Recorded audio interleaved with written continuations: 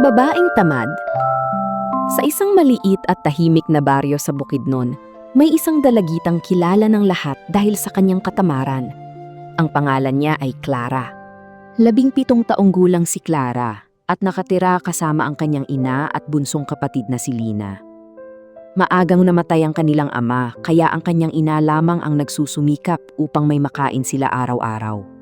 Araw-araw, gigising ng madaling araw ang kanyang ina upang maglaba, maglinis, at magtinda ng gulay sa palengke. Samantalang si Lina naman ay tumutulong sa bahay kahit bata pa. Ngunit si Clara ay iba. Mahilig siyang matulog buong araw. Ayaw niyang maglinis. Ayaw niyang maghugas ng pinggan. Ayaw rin niyang tumulong sa kanilang tindahan. Kapag inuutusan siya ng kanyang ina, palagi lamang siyang sumasagot, "Mamaya na po." Ngunit ang mamaya ni Clara ay hindi dumarating. Minsan, tambak na ang maruruming pinggan, nakasampay pa rin sa upuan ang kanyang mga damit, at nagkalat ang kanyang mga gamit sa buong bahay. "Clara, tulungan mo naman ako," sabi minsan ng kanyang ina habang pagod na pagod. "Pagod po ako," sagot niya kahit buong araw lang siyang nakahiga. Tahimik na lamang ang kanyang ina. Nalulungkot ito dahil habang lumalaki si Clara, lalo itong nagiging tamad at walang pakialam. Isang araw, may dumating na balita sa baryo. Magkakaroon ng paligsahan sa paaralan para sa pinakamasipag na kabataan. Ang mananalo ay magkakaroon ng scholarship at tulong pinansyal para sa pamilya. Excited ang lahat. Lalo na si Lina. "Ate, sumali ka." Ang hirap-hirap kaya ng mga ginagawa nila. Pero malaking tulong yun kay nanay, sabi ni Lina. Bahala na. Kinabukasan, nagsimula ang paligsahan. May paglilinis ng paaralan, pagtatanim ng gulay, at pagtulong sa komunidad. Halos lahat ng kabataan sa baryo ay sumali. Ngunit si Clara ay nasa ilalim lamang ng puno habang nanonood. Habang pinapanood niya ang mga kaklase niyang nagtutulungan, narinig niya ang usapan ng dalawang matanda. Kawawa talaga ang nanay ni Clara.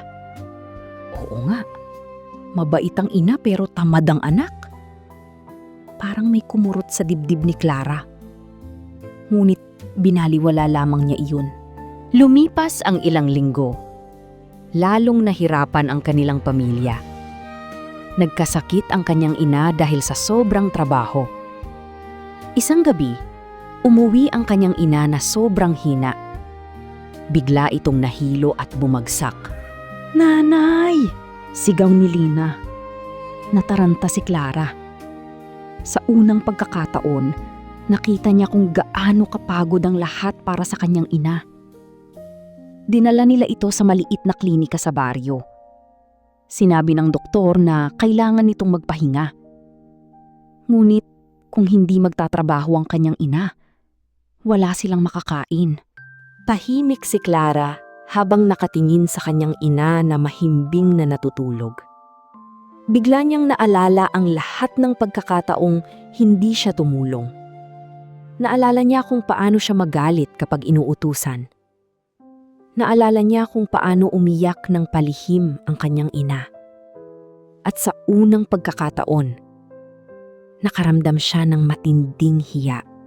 Kinabukasan, maagang nagising si Clara. Nagulat si Lina nang makita siyang nagwawalis. "Ate?" Hindi sumagot si Clara. Tahimik lamang siyang naglinis. Pagkatapos ay naghugas siya ng pinggan, naglaba, at inayos ang kanilang maliit na tindahan. Pagod na pagod siya. Sumakit ang kanyang likod. Nangawit ang kanyang mga kamay. Doon niya napagtanto kung gaano kahirap ang ginagawa ng kanyang ina araw-araw. Nang magising ang kanyang ina, nagulat ito. Malinis ang bahay. Maayos ang mga gamit. At nagluluto si Clara ng almusal. "Clara, ikaw ba ang gumawa nito?" Tahimik siyang tumango. Unti-unting napuno ng luha ang mata ng kanyang ina. Ma, pasensya na po. Unang beses niyang sinabi iyon. Niyakap siya ng kanyang ina. Mula noon, nagsimulang magbago si Clara. Hindi naging madali iyon.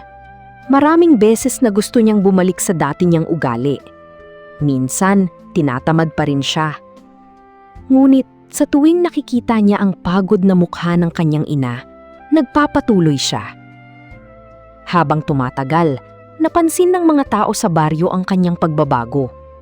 Ang dating babaeng tamad ay isa na ngayong masipag at responsable. Isang araw, muling nagkaroon ng paligsahan sa paaralan. Ngunit ngayon, si Clara na mismo ang nag-volunteer. Tumulong siya sa pagtatanim ng gulay, naglinis ng paligid, at tumulong sa mga matatanda sa baryo. Nagulat ang lahat. Si Clara ba talaga iyon? Tanong ng iba. Ngunit ngumiti lamang siya. Sa pagtatapos ng paligsahan, tinawag ang pangalan niya. At ang bagong pinakamasipag na kabataan ng baryo ay si Clara! Nagpalakpakan ng lahat. Napaiyak si Lina sa tuwa. At ang kanyang ina ay hindi mapigilang ngumiti habang umiiyak. Lumapit si Clara sa entablado habang nanginginig. Hindi siya makapaniwalang dati siyang kinukutya dahil sa katamaran. Ngunit ngayon, palakpakan ang naririnig niya. May gusto ka bang sabihin? Tanong ng guro. Tahimik siyang humawak sa mikropono. Dati po, akala ko madali lang ang buhay. Tamad po ako. At wala akong pakialam sa pagod ng iba.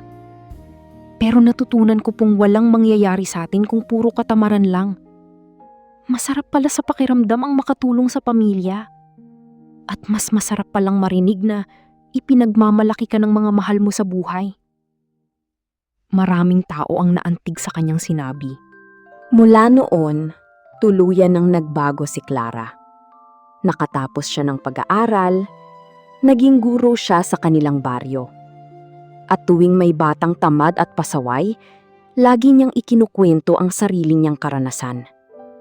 Hindi para ipahiya ang sarili niya, kundi para ipaalala na kahit ang taong tamad ay pwedeng magbago.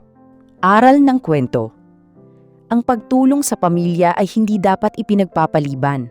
Habang maaga, matutong pahalagahan ang sakripisyo ng mga magulang dahil hindi natin alam kung hanggang kaya nila kayang magtiis para sa atin.